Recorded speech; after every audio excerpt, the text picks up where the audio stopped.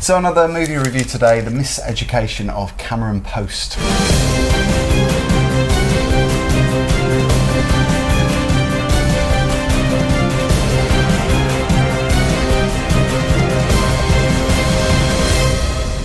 Raj is here. Hey Phil.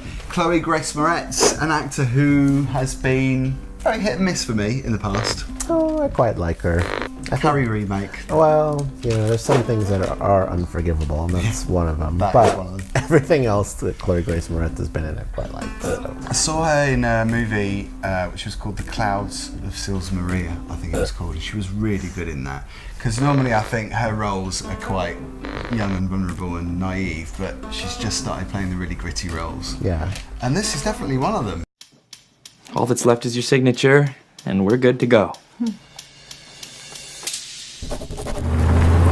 Now you're officially a disciple of God's promise. Welcome. Fuck. Yeah, she plays a young little lesbian who gets scooped up and sent to gay conversion therapy camp. Yeah. And it's not fun.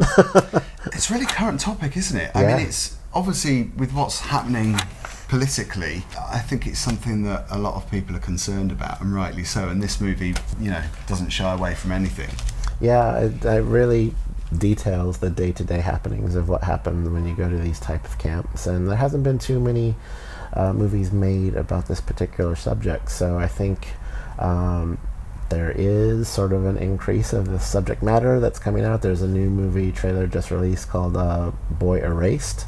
Same exact thing, except telling the story of a young boy who gets sent to gay conversion therapy camp. So, and if you remember, there is a while ago there was a sort of a comedy starring Natasha Lyonne called But I'm a Cheerleader, which has RuPaul in it as well, so you should check that one out. Yeah. Bit of an older one, but Yeah. it's quite fun and campy.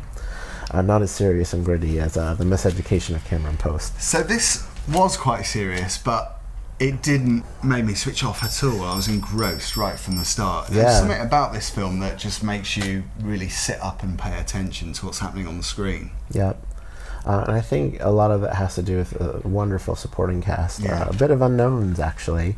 There's this girl with the dreads, I don't know what her name is, but she's also in Hearts Beat Loud as well, which you still need to see. Yeah, so, I still want to see that. Yeah. And we reviewed that, by the way, if you want to check link above. What I found quite interesting about the film is the relationship she had with her family, because obviously her family scooped her up and sent her away to this therapy camp, and you know, it was all under the guise of religion, and she wanted nothing more but to have a relationship with her family. And it was quite sad that even when she'd make those sneaky phone calls home, like, the family wanted a relationship with her, but no one could get over the fact of this gay wall that they put up in between them. It was really quite sad. And it's such a difficult age too, because she was, well, I'm guessing she was like 17, 18. Yeah. You know, it's that age where you're really vulnerable and you're just going through so many different emotions. In the past, I would resort to self-pleasure, but then when I learned that that was a sin also, I stopped.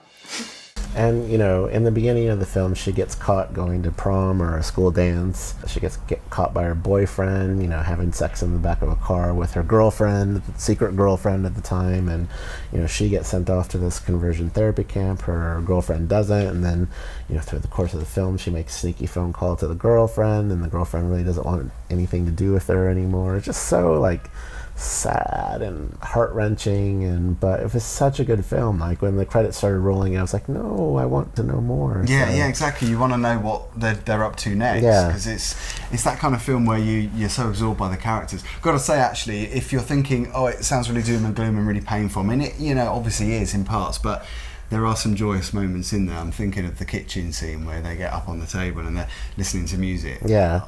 And they're just going crazy and they're throwing food around, and then they get caught. It's such a sin listening to music. I know, yeah. Like, it's just nightmarish. I It's a know. nightmarish world, isn't it? Where they can't have fun at all. They can't have any pleasures. I'm tired of feeling disgusted with myself. And there's one guy one of her friends, who has long hair. Yeah. And the fringe keeps getting in his face, and the woman who's obviously in charge of the equivalent of a headmaster for this camp.